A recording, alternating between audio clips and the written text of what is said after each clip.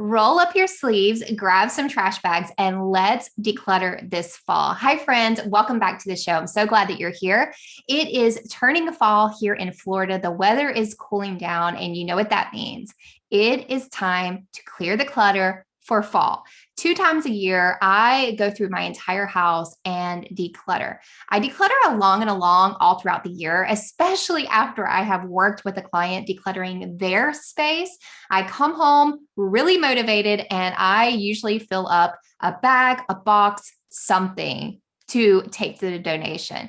But twice a year, typically springtime and fall time, 2 times a year, I like to do a thorough walkthrough of my house, make a plan. I do a space audit and I make a plan of what rooms need to be decluttered. If you are watching on YouTube, I am going to give you a sneak peek at some of my decluttering that's going on right now in my office. Yeah, you can't see right now, but I have a pile of stuff that I've pulled out of some cabinets, actually my boys' closet, that I need to go through and declutter.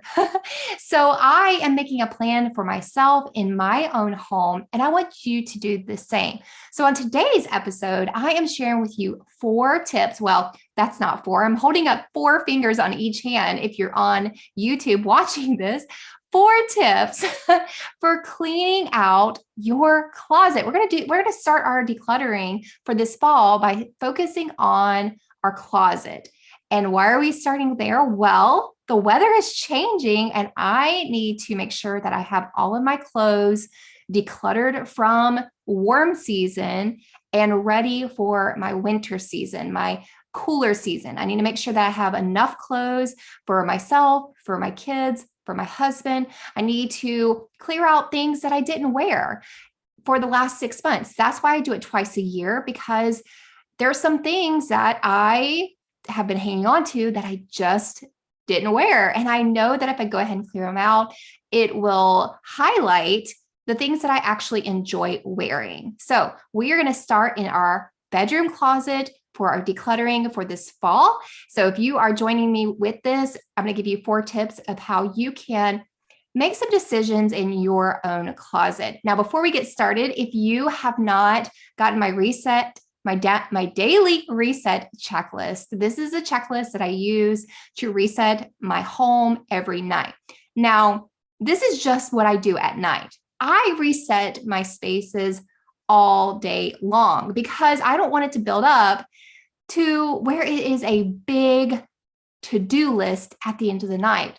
But this is the perfect place to start with this reset mindset, okay? It's going to get you started in the right direction of retraining your brain to not let things build up anymore, but to tackle the task and to reset your spaces right then, right there, instead of letting the messes pile up until you're overwhelmed and frustrated and then you tackle them, okay? So start with my daily reset checklist. This is really going to help you to get started, retraining your mind to be a more mindful reset of a person than to have a big mess to where you're tackling it later on. Okay, so download that first and then come back here and we will dive into decluttering your closet. All right, let's dive in.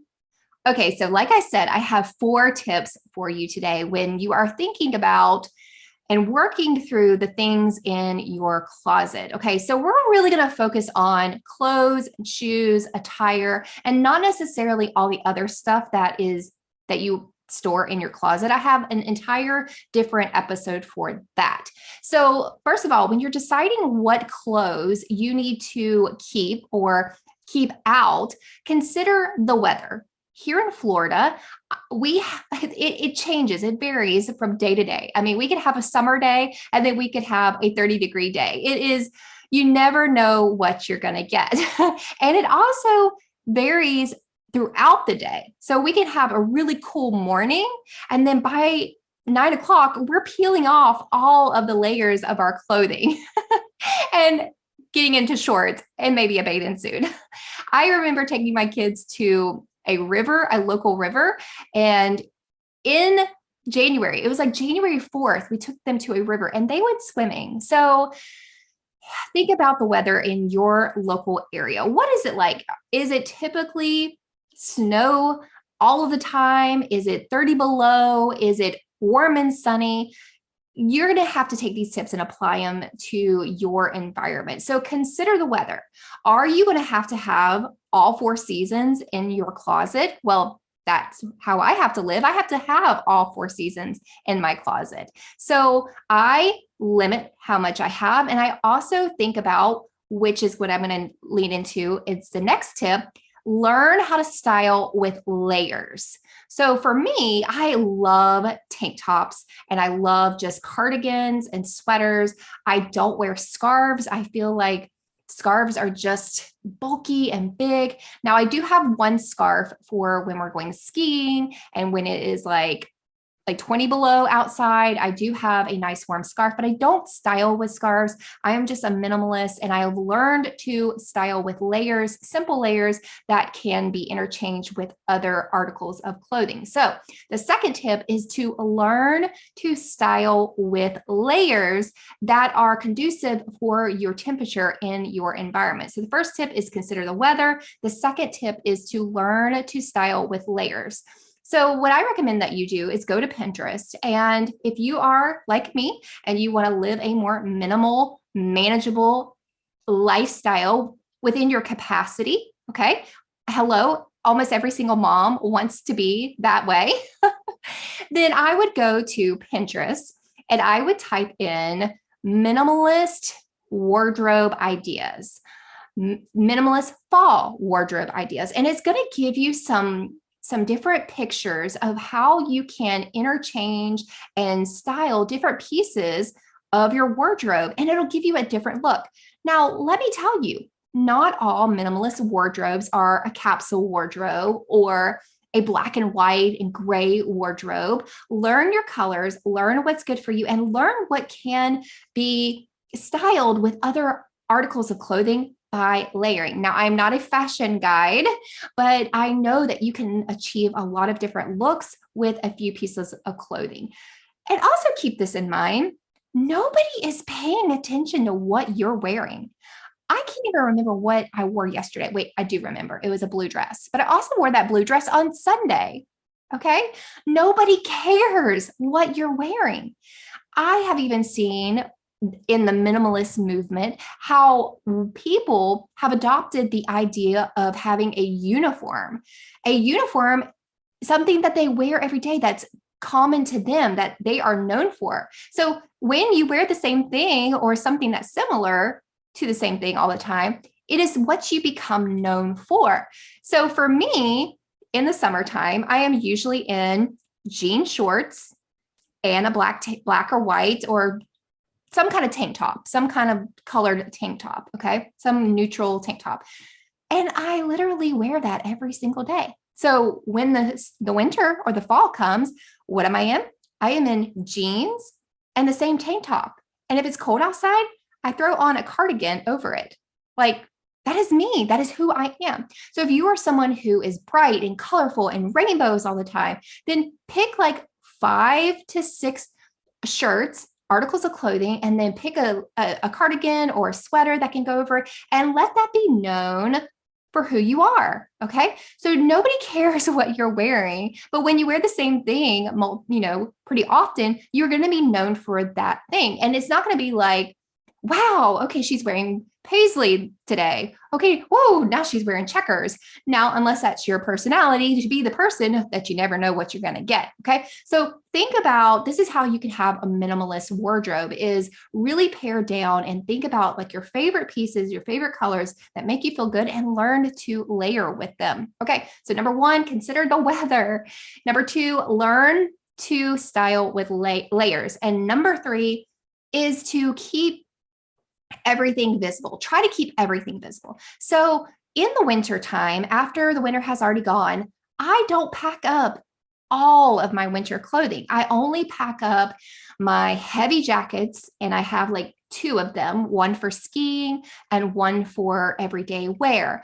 I only usually pack up those articles of clothing, and I keep my sweaters somewhat visible, because if I am out and about shopping and I stumble upon a sweater that I really, really like, I know if I already have a sweater like that at home because it's visible. It's not out of sight, out of mind.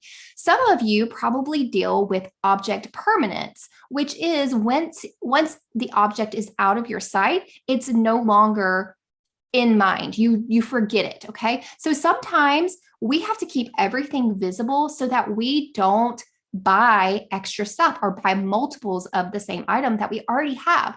So for me, in the back of my closet, I just hang a couple of my sweaters. I just keep them available. I don't only wear them 6 months or 5 to 6 months out of the year, but I want to see them so that I don't buy when sweaters are on sale. I don't buy extra sweaters and end up with like 20 sweaters. And then I love all the sweaters and then I can't get rid of them. And then I have this struggle. Remember, when you bring an item into your home, you have made 3 decisions for it. You made a decision to buy it. You have made a decision of where to store it. And then you have made a decision of when to let it go. Those are at least, at the bare minimum, 3 decisions that you have to make for every single item that comes in your home. So that being said, that's a lot of items. So think about like if you have 100 items, that's 300 decisions that you've had to make at bare minimum. Okay. When we have to wash the shirt multiple times, we're making decisions for that shirt every single time. Okay. So we really want to, especially if we're living a life where we're overwhelmed with decision making and responsibilities. Okay. We want to start limiting how much stuff we're responsible for. So limiting our clothes and limiting our wardrobe and what comes into our home really helps us to manage our home and have a more peaceful lifestyle and environment.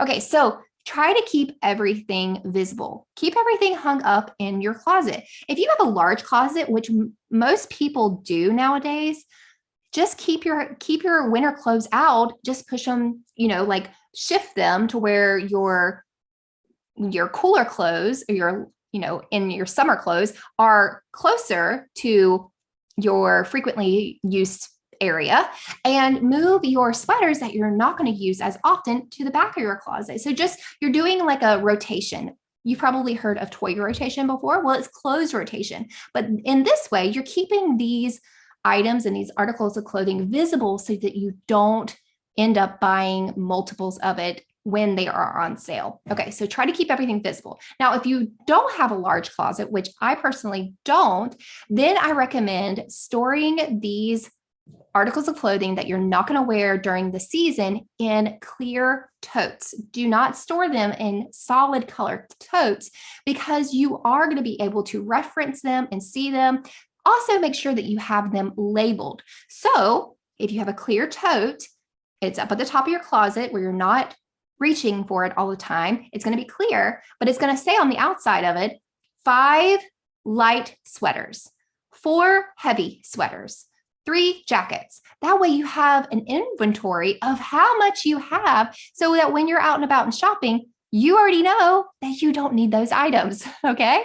So tip number 1, consider your weather and in your environment. Okay. Tip number 2 is to learn how to style with layers. You can get a lot of outfits out of a couple of articles of clothing. It's really, really cool. And in reference to that, I think that you should do a try-on session with your clothes and try mixing and matching different pieces with them. I remember a couple of years ago, I did this video. It was like 30 fall outfits and I had like 10 articles of clothing and I had like this jean dress and I had a couple of t-shirts that I like put on over the dress and then I tied it up and I got like so many outfits out of just doing that. And then I paired it with leggings, I paired it with boots, I paired it with sneakers. So do a try on session and take pictures for yourself. It'll give you an idea of different outfits that you can make with a limited number of articles of clothing. Okay, so then point number 3 is to try to keep all of your clothes visible at all times so that you know what you have and you don't end up buying more than you need. And point number 4 is to know your capacity. Know your capacity, what you're physically and mentally able to handle in your life, and then also know your habits. Is your habit typically where you just like shove everything into your closet and everything is disorganized and disarrayed. And because of that, because of your habit of doing that, it just feels stressful all of the time. Do you have like on the bottom of your closet a huge pile of shoes and you can't even see your shoes, but you know you paid good money for them? Is your habit to just like kick off your shoes and throw them in there? Okay. Or is your habit more of like, okay, I am going to style, like, I am going to see my closet as if it is a department store and I'm going to go shopping in my closet. Every time that you open your closet, it should feel that way. It should. And that's why people buy new clothes all the time, is because they want to reinvent that feeling that they get when they go and pick out clothes from a department store. So if that is a feeling that you enjoy, create that sense at home by styling your closet and staging it and making it look beautiful as if it was a department store. So know your capacity, what you're able to handle, and know your habits. If your habits is to shove everything in, then you probably need to minimize. If you don't like to take the time to put things away, you need to minimize so that you are putting away a lot less and it's easy to put away. You don't want to have to like push clothes to the sides and like have to shove it in. And if you're at that point, and it's just making you feel stressed and deflated, then you know you need to minimize. You want to be able to just push it aside a little bit, stick it in, and feel good about your clothes. So know your capacity, what you're able to handle, and know your habits, how you're able to take care of things. All right. So I hope these tips helped you in as you're thinking about your fall closet clean out and as you're switching your clothes over for fall. Consider the weather in your environment. Don't just go and, get rid of all of your summer clothes if the weather changes from day to day. Learn how to style with layers. Keep everything out and visible so you know your inventory, and then know your capacity and your habits, what you're able to handle and what you're able to manage on a daily basis. All right. I hope you enjoyed this. If you are cleaning out your closet, I want to see what you're working on. Take a picture, put it in your Instagram or Facebook stories, tag me, Habits and Home, and let me know what you're working on. And also, if you need that reset checklist, you want to reset your life on a daily basis so that you wake up to a better tomorrow, go to habitsandhome.com and download my free checklist. All right, I'll see you right here next time at the Habits and Home Show.